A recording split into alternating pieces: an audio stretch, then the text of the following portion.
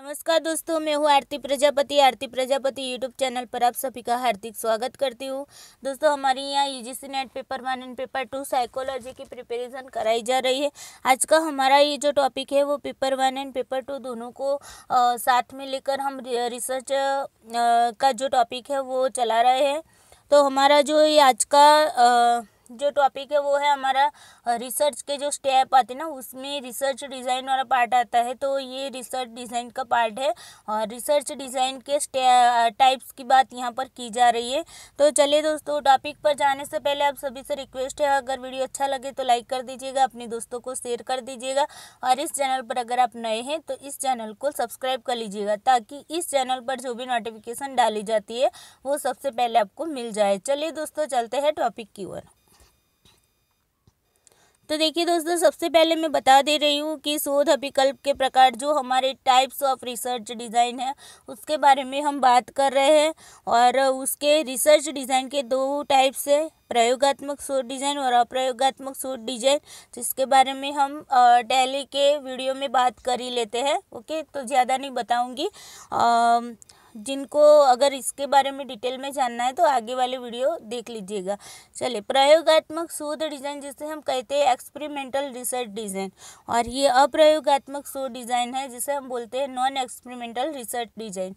तो हमने non experimental research design का टॉपिक कंप्लीट करा दिया है, डिप्टी में मैंने पढ़ा दिया है आप लोगों को। ओके, एग्जाम्पल के साथ सभी के सभी टाइप्स उसके पढ़ा दिए। अब हम पढ़ने जा रहे हैं प्रयोगात्मक शोध डिज़ाइन में। हमने काफ़ी सारे टाइप्स देख लिए हैं। ओके, अब हम उसमें भी एंडिंग पर ही है। तो चलिए देखते हैं प्रयोगात्मक शोध डिज़ाइन के बारे में। तो सबसे पहले प्रयोगात्मक शोध डिज़ाइन यानी कि एक्सपेरिमेंटल रिसर्च डिज़ाइन के बारे में थोड़ा सा बता दे रही हूँ, क्योंकि जो लोग अगर पहली बार इस वीडियो को देख रहे हैं, यानी कि डायरेक्टली उनका ये फर्स्ट वीडियो है मेरे चैनल पर, तो उन लोगों को थोड़ी सी समझने में आगे दिक्कत ना हो। चलिए देखिए, प्रयोगात्मक शोध डिज़ाइन किसे कहेंगे, जहाँ पर आईवी पर तोड़ जोड़ किया जाता है। क्या किया जाता है? तोड़ जोड़ किया जाता है। ओके, अब देखिए, आईवी पर, आईवी का मतलब है इंडिपेंडेंट वेरिएबल, जिसकी इफेक्ट होने वाली है डिपेंडेंट वेरिएबल पर। तो यहाँ पर आईवी में हम उसे घटा सकते हैं, बढ़ा सकते हैं अपने अनुसार। ओके, तो यहाँ पर आईवी में जोड़ तोड़ किया जा सकता है। उसके बाद हम भी जो प्रयोजों का चयन करेंगे वो किस तरीके से करेंगे? रैंडमली तरीके से करेंगे। ओके, रैंडमाइज करके उन लोगों को लेंगे। फिर प्रयोजों को हम ले तो लेंगे, तो उनमें से भी हमें ग्रुप में बांटना पड़ेगा। तो ग्रुप में जब हम बांट रहे हैं तो ग्रुप में बांटने के लिए हमें कौन सी? तो रैंडमली तरीके से उन्हें असाइन करना पड़ेगा, यानी कि रैंडमली तरीके से उन्हें विभाजित करना पड़ेगा अलग अलग ग्रुपों में। तो ये तीन बातें यहाँ पर आ जाती है, और चौथी बात ये है कि यहाँ पर स्टैटिस्टिकल एनालिसिस किया जाता है। ओके, तो ये चार मुख्य बात है जो एक्सपेरिमेंटल रिसर्च डिज़ाइन की विशेषता कही जा सकती है। चलिए आगे देखते हैं। अब देखते हैं एक्सपेरिमेंटल रिसर्च डिज़ाइन के प्रकार के बारे में अगर बात की जाए, तो हमने पहला वाला क्लियर करा दिया था, दूसरा वाला भी क्लियर करा दिया है, तीसरा वाला भी क्लियर है, चौथा वाला भी क्लियर है, और आज हम पांचवा वाला देखने वाले, यानी कि यादृच्छिकृत ब्लॉक एक मार्गीय एनोवा डिज़ाइन के बारे में। आगे के चार आपको देखने हैं तो आप आगे मेरे चैनल पर जाइएगा और उसमें प्लेलिस्ट पर जाइएगा, और वहाँ पर आपको ये चारों के चारों वीडियो वहाँ पर मिल जाएगी। चलिए आज के टॉपिक की बात करते हैं दोस्तों। तो देखिए, यादृच्छिकृत ब्लॉक एक मार्गीय एनोवा डिज़ाइन, जिसे हम इंग्लिश में कहते हैं randomise block one way ANOVA design. Okay, randomise block one way ANOVA design. आपने देखा था कि जब हमने अगले वीडियो में जो डिज़ाइन देखी थी वो भी कुछ इसी प्रकार का नाम था, है ना। सिर्फ ये ब्लॉक यहाँ पर लगा हुआ है, बाकी का सारा उसमें नाम था, यानी कि randomise one way ANOVA design था। ओके, चौथा नंबर पर हमने लिखी थी ना वो। तो यहाँ पर क्या है? Randomise block one way ANOVA design. तो चलिए, इस डिज़ाइन में क्या है?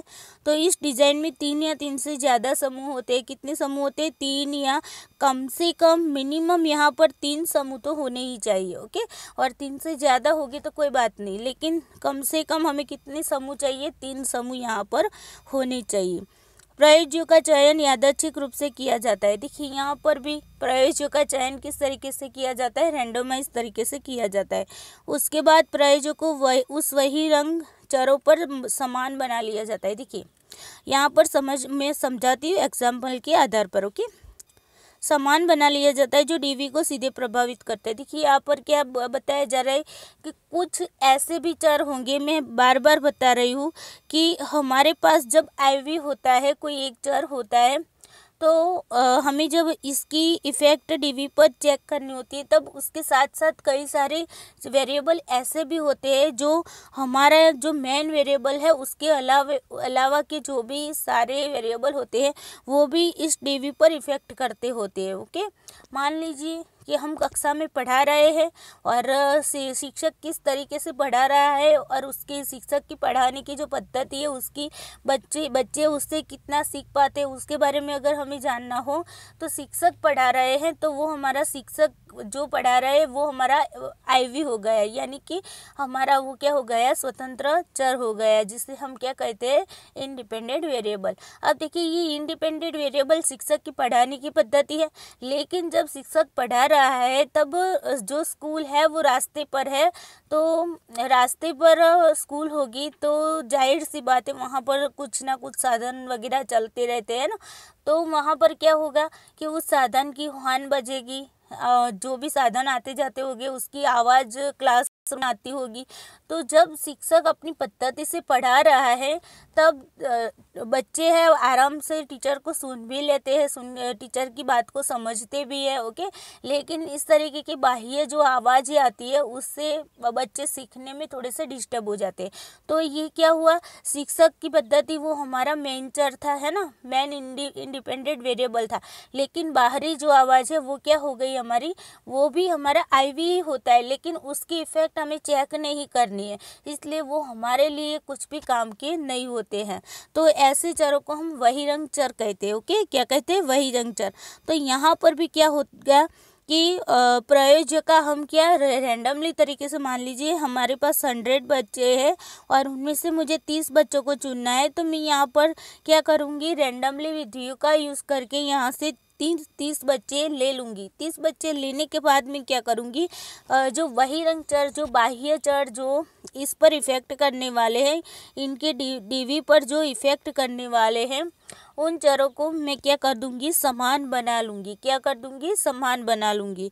ओके, इस प्रक्रिया को ब्लॉकिंग कहते हैं। देखिए यहाँ पर वही रंग चर जो होते हैं उसे अगर हम समान बनाते हैं, उसी प्रक्रिया को हम क्या करते हैं, उसी प्रक्रिया को हम कहते हैं ब्लॉकिंग की प्रक्रिया, यानी कि उसे हम ब्लॉकिंग कहते हैं। ओके, यहाँ पर अगर कोई ऐसा क्वेश्चन पूछा जाए कि ब्लॉकिंग, रिसर्च में ब्लॉकिंग किसे कहते हैं, तो रिसर्च में ब्लॉकिंग किसे कहेंगे, जो वही रंग चर होते हैं उनको जब भी प्रयोज्य पर प्रयोग करता है उस टाइम पर वही रंग चरों को प्रयोगकर्ता समान बनाकर प्रयोज्य में उसे लागू करता है, तो उसे हम कहते हैं ब्लॉकिंग की ब्लॉकिंग। ओके, चलिए अब मान लीजिए यहाँ पर जो भी दूसरे हमारे ये जो आईवी के अलावा जो भी आईवी थे ना, उनको हम क्या करेंगे, जो हमने 30 बच्चे लिए ना, यहाँ पर कि आईवी के आधार पर इस 30 बच्चों को क्या करेंगे, हम डिवाइड कर देंगे।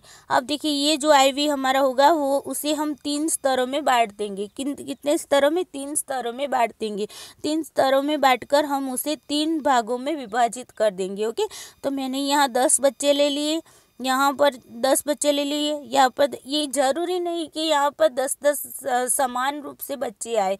कुछ बच्चे हमारे जो आईवी के जो स्तर होते हैं उन स्तरों के आधार पर जितने बच्चे हमें 30 में से मिलते हैं इतने हमें लेने चाहिए। मान लीजिए यहाँ पर मुझे 8 बच्चे मिले। ओके, तो यहाँ पर शायद मुझे 12 बच्चे भी मिल सकते हैं, है ना, और यहाँ पर मुझे 10 बच्चे भी मिल सकते हैं। तो इस टोटल हमारा 30 है, उन 30 में से ही हमें ऐसे स्तरों में उसे बांटना है। ओके, अब देखिए उसके बाद की बात की जाए तो चलिए मैं इसे हटा लेती हूँ सबको।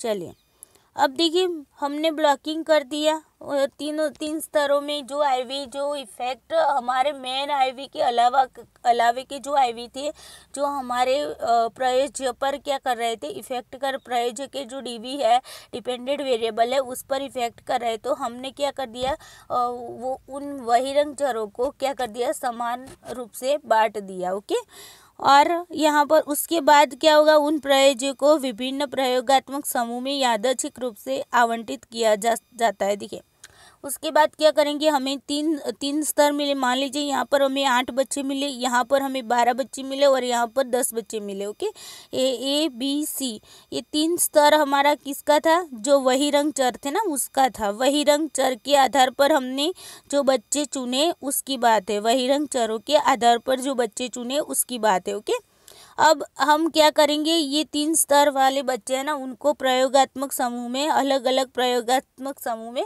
यादृच्छिक रूप से ले लेंगे। ओके, यानी कि यहाँ पर हम ग्रुप ए बना लेंगे, उसे ग्रुप बी बना लेंगे और इसे ग्रुप सी बना, यादृच्छिक रूप से। यहाँ पर किस तरीके से, तो सिक्का उछाल कर हम डिसाइड कर सकते हैं कि भाई चलिए हेड आएगा तो वो लोग प्रयोगात्मक समूह होगा, और टेल आएगा तो ये हमारा दूसरा ग्रुप होगा।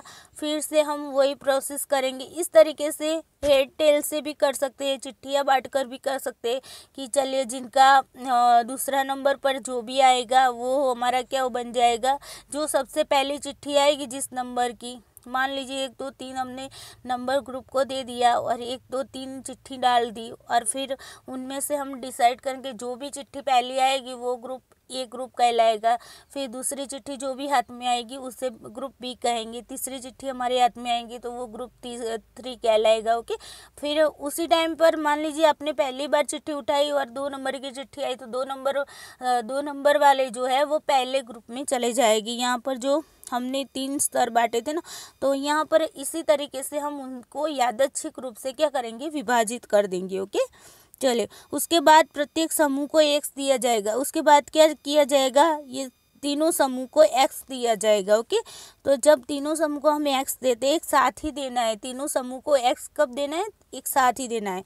तो यहाँ पर x1 x2 और x3। ओके, उसके बाद क्या किया जाएगा, x का प्रभावक मान मापन कर लिया जाएगा। उसके बाद उसका ऑब्जर्वेशन किया जाएगा। तो यहाँ पर O1 O2 और O3, O का मतलब है ऑब्जर्वेशन। ओके, तो इस तरीके से हम ये पूरी प्रोसेस करेंगे और उसका जो मान निकालेंगे। मान निकालने के बाद उसका सार्थकता का स्तर स्टेटिस्टिकल जो टेस्ट होते हैं उसके आधार पर निकालेंगे और तय करेंगे कि भाई ये स्तर वाले लोग हैं उन पर ये आईवी चेक किया था और उसका ये हमें परिणाम मिला। ओके, तो इस तरीके से ये पूरी प्रोसेस हो गई। हम एग्जाम्पल के थ्रू आगे अच्छे से समझने की कोशिश करेंगे।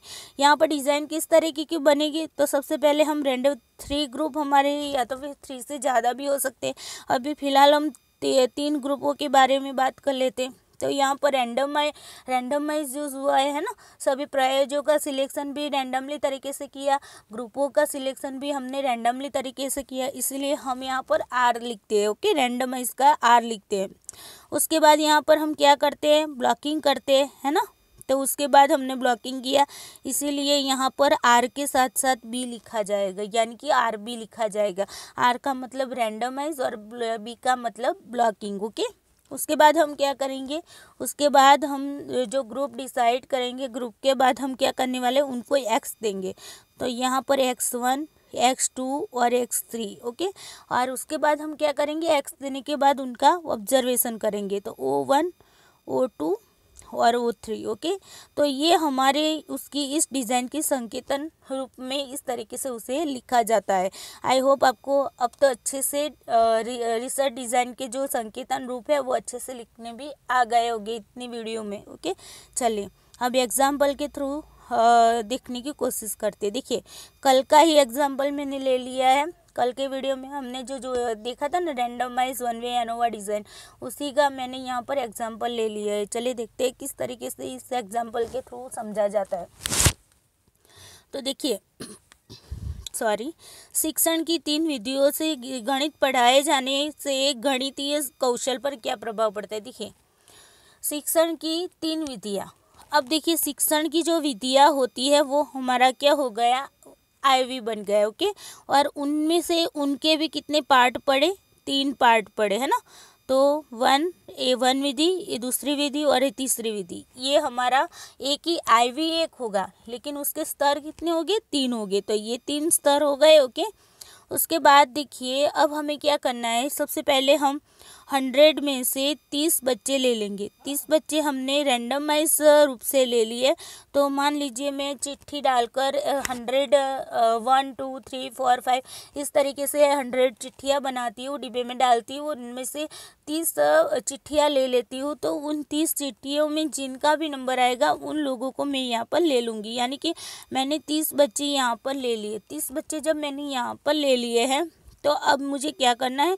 अब मुझे ये लगता है, जब मैं रिसर्च करने जाऊँगी मुझे लगेगा कि यहाँ पर यार सामाजिक आर्थिक स्तर है उसका इफ़ेक्ट भी यहाँ पर पड़ने वाला है। यानी कि विधियों का तो इफ़ेक्ट पड़ने ही वाला है, लेकिन उसके अलावा जो इंडिपेंडेंट वेरिएबल और भी है उसका भी इफ़ेक्ट यहाँ पर पड़ रहा है। तो यानी कि सामाजिक आर्थिक स्तर जो स्टूडेंट का होता है उसका भी इफ़ेक्ट हमारे जो डीवी है, यानी कि गणितीय कौशल, जो गणितीय कौशल है वो क्या है, हमारा डीवी है।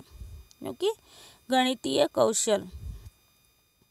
तो ये गणितीय कौशल जो हमारा डीवी है उस पर इफ़ेक्ट पड़ने वाला है, विधियों का भी पड़ने वाला है, और सामाजिक आर्थिक स्तर होता है स्टूडेंट का उसका भी यहाँ पर प्रभाव पड़ने वाला है। तो मैं क्या करूँगी, यहाँ पर लिखती हूँ मैं सामाजिक आर्थिक स्तर।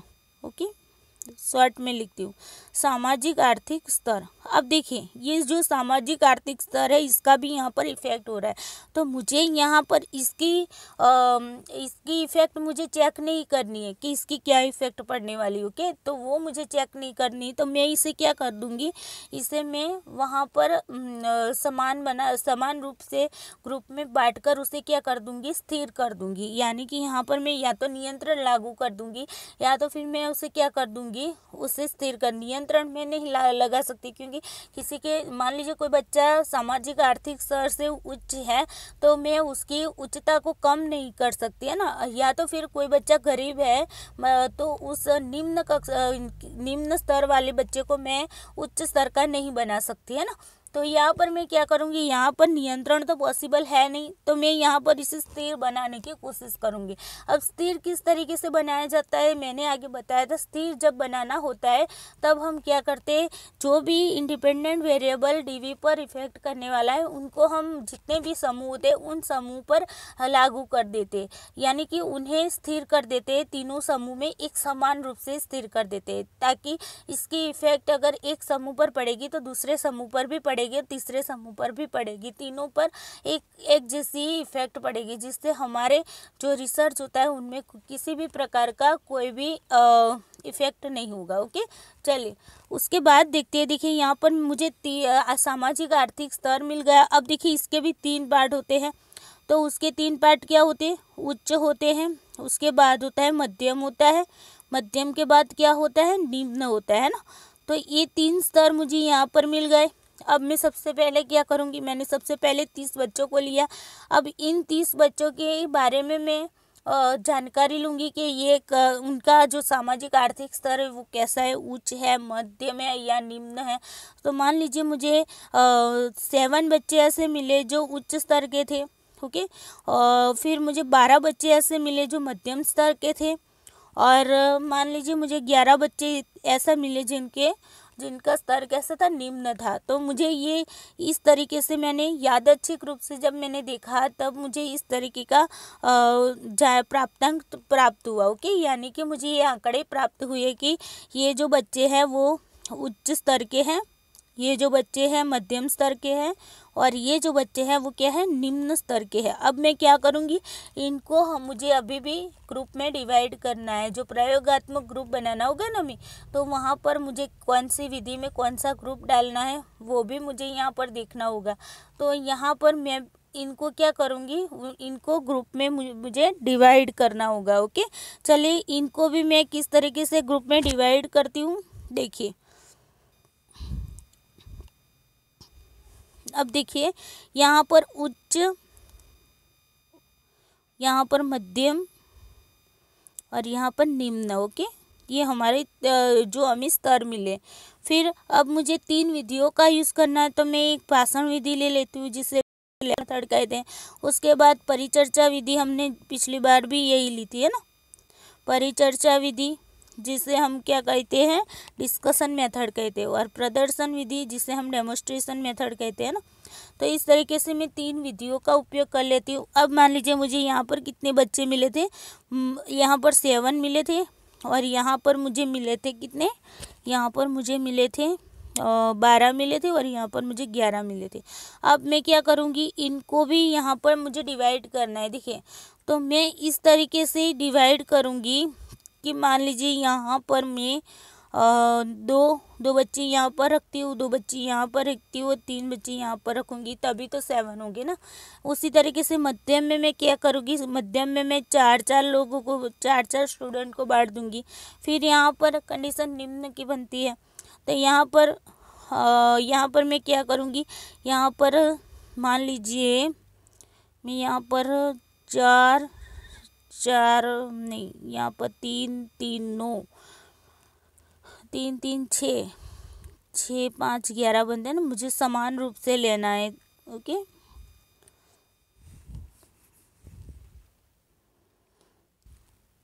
तो यहाँ पर मैं करूँगी 4 यहाँ पर ले लूँगी, 4 यहाँ पर लूँगी, 4 यहाँ पर लूँगी। ओके, 4 4 8 8 3 11। ओके, तो बन गए यहाँ पर। अब टोटल देख लीजिए, 4 4 8 8 2 10, यहाँ पर टोटल 10 हुए।